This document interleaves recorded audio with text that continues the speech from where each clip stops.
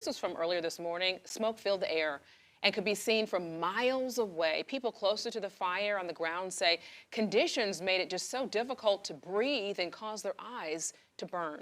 For more on the impact this fire had on air quality here in Charlotte, let's check in with meteorologist Elisa Rafa. Yeah, Elisa, our team of reporters say that they saw more people with masks in the area just to protect their lungs from the smoke that filled the air.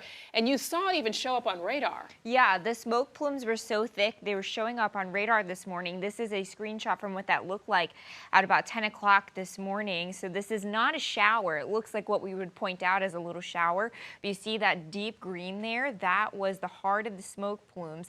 And you can see it kind of stretches there to the west. And that's because we have had winds out of the east all day today. So that easterly wind was picking up that smoke plume and moving it to the west. So yeah, that was about 10 o'clock this morning. Now, air quality overall has been pretty much fine for most of Charlotte. For a little bit, we had some neighborhoods with some yellow dots, meaning had some moderate air quality, but that has even since improved. Now, we have air quality monitors over a couple of areas in Mecklenburg County, but there's not one in SouthPark, so it's hard to tell exactly how the air quality is. But again, overall, the rest of Charlotte has good air quality. This is that level that we had very briefly for some neighborhoods, that moderate level, meaning that just some sensitive groups might just be a little bit uncomfortable with the smoke in the air. Winds are still out of the east at 12 miles per hour. So again, any leftover smoke would be headed to the west, gusting right now only in Concord. So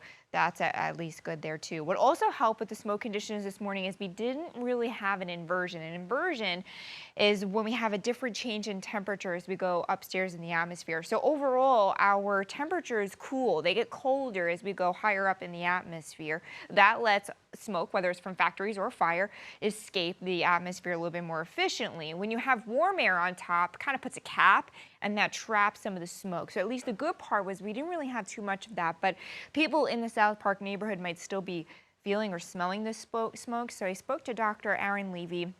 He's a pediatrician at Atrium Health's Levine's Children's Hospital, and he also is on the Air Quality Commission. So he chatted a little bit about some impacts to the air quality. Here's what he had to say. Stick to the basics. So use your common sense. If you are smelling the smoke or coughing from the smoke or really kind of in the midst of the smoke, best is to leave the area, or if you can't leave the area, to go indoors. Those with asthma, respiratory conditions like emphysema, heart disease, things like that can be most prone to the negative health impacts.